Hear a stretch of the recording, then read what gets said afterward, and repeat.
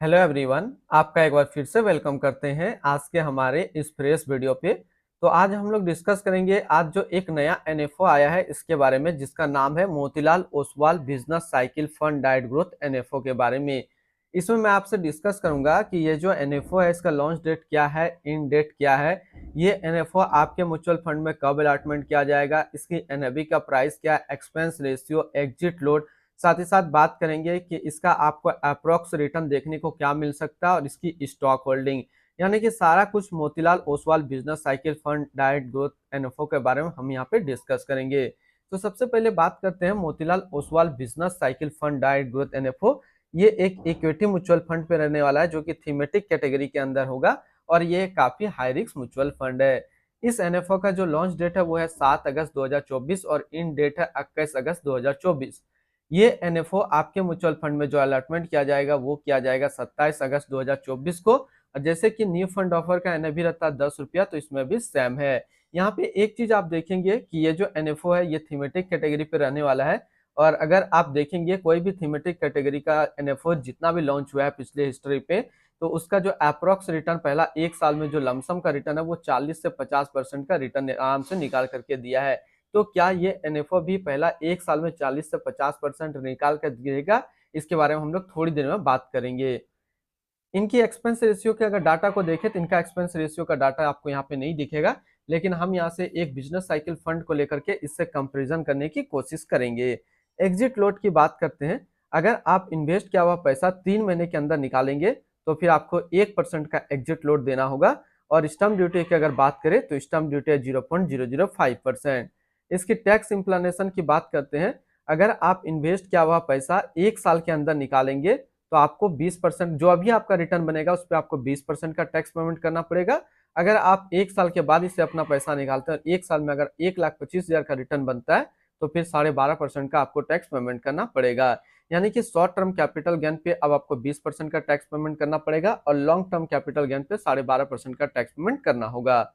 अगर आप Motilal Oswal business cycle fund के अंदर इन्वेस्टमेंट करना चाहते हैं तो फिर मिनिमम लमसम आपको 500 रुपया का करना होगा। और अगर आप एसआईपी के थ्रू इन्वेस्टमेंट करते हैं तो मिनिमम 500 रुपया से आप स्टार्ट कर सकते हैं। अब हम लोग बात कर लेते हैं इसके fund house and investment objects को। तो Motilal Oswal mutual fund total assist में इंडिया पे आज के डेट में 19 नंबर पे रैंक करता है। इसका टोटल असिस्ट अंडर मैनेजमेंट है 61,382 करोड़ का। अब हम लोग थोड़ा सा इसके बारे में और बात करते हैं बेसिक नॉलेज को। तो Motilal Oswal business cycle fund डाइट ग्रोथ एनएफओ ये एक इक्विटी म्यूचुअल फंड पे रहने वाला है जो कि लॉन्च किया गया मोतीलाल ओसवाल म्यूचुअल फंड की तरफ से। संतोष सिंह अभी इस फंड का करंट फंड मैनेजर है। इस फंड का करंटली असिस्ट अंडर मैनेजमेंट है 61,382 करोड़ का और लेटेस्ट ने भी है 10 रुपया। बात करते हैं Motilal Oswal business cycle fund डाइट ग्रोथ एनएफओ। ये एक काफी हाई रिस्क एनएफओ है।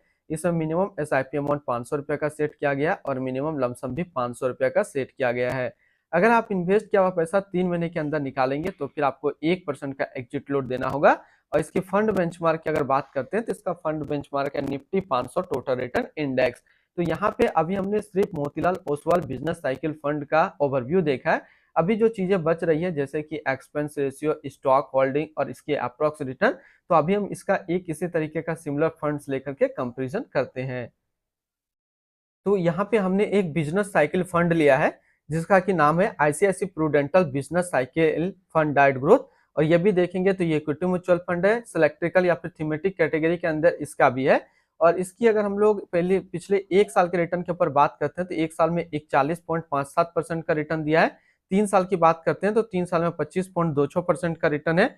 और अगर एनुअल रिटर्न की बात करें तो एनुअल रिटर्न जो इनका है वो है, और इसका एनुअल रिटर्न की बात करें तो एनुअल रिटर्न है 27.11% का। तो क्या हमें Motilal Oswal business cycle fund का एनुअल रिटर्न भी 27.11 देखने को मिलेगा? तो देखिए, बात करें आईसीआईसी प्रूडेंटल म्यूचुअल फंड की, इसकी असिस्ट मैनेजमेंट कंपनी, और मोतीलाल ओसवाल जो असिस्ट मैनेजमेंट कंपनी है, इनके बीच में थोड़ा सा ज्यादा डिफरेंस तो नहीं है, हल्का डिफरेंस है। तो एनुअल रिटर्न की बात करें Motilal Oswal business cycle fund का, तो आपको करीब जो है यहाँ पे 22 से 25% के बीच में एनुअल रिटर्न बनता दिखेगा। और अगर पहले एक साल की बात करें, जैसे कि आज ये एनएफओ लॉन्च हुआ है, और एक साल के अंदर जो आपको रिटर्न देखने को मिलेगा वो अगर आप लमसम करते हैं तो लमसम में 40 से 50% का आराम से आपको रिटर्न देखने को मिल जाएगा।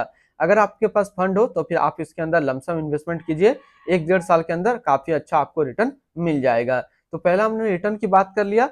अब हम लोग बात करते हैं इसके स्टॉक होल्डिंग में। तो उसको समझने से पहले अभी जरा हम लोग इसकी इक्विटी सेक्टर एलोकेशन को अगर देखते हैं, सबसे पहले हम लोग देखते हैं। उससे पहले स्टॉक होल्डिंग अगर देखिए तो किस किस सेक्टर पे स्टॉक होल्डिंग आपको देखने को मिल सकता है। तो फाइनेंशियल कैटेगरी पे आपको स्टॉक होल्डिंग देखने को मिल सकता है, कंस्ट्रक्शन पे देखने को मिल सकता है, एनर्जी पे, ऑटोमोबाइल पे, कम्युनिकेशन पे आपको इस तरीके का जो है स्टॉक होल्डिंग इसके अंदर भी देखने को मिल सकता है। एक्सपेंस रेशियो की अगर बात करें, जो देखिए अभी हमने बताया फाइनेंशियल पे आपको देखने को मिल सकता है, कंस्ट्रक्शन पे, अदर्स पे, एनर्जी पे, ऑटोमोबाइल पे, हेल्थ केयर पे और कैपिटल गुड्स पे कुछ इस तरीके का आपको equity sector allocation Motilal Oswal business cycle fund के अंदर भी देखने को मिल सकता है। जो परसेंटेज है उसमें चेंज हो सकता है। इनकी एक्सपेंस रेशियो के ऊपर बात करते हैं तो इनका जो एक्सपेंस रेशियो है आईसीआईसीआई प्रूडेंटल का वो है 0.75%। वहीं पर मोतीलाल ओसवाल में आपको 0.770 से लेकर के 0.80% के बीच में एक्सपेंस रेशियो देखने को मिल सकता है। तो आज इस वीडियो के अंदर मैंने आपके साथ डिस्कस किया Motilal Oswal business cycle fund NFO के बारे में। फिर मिलते हैं हम लोग नेक्स्ट को इस तरीके का वीडियो की अच्छी जानकारी को लेकर के।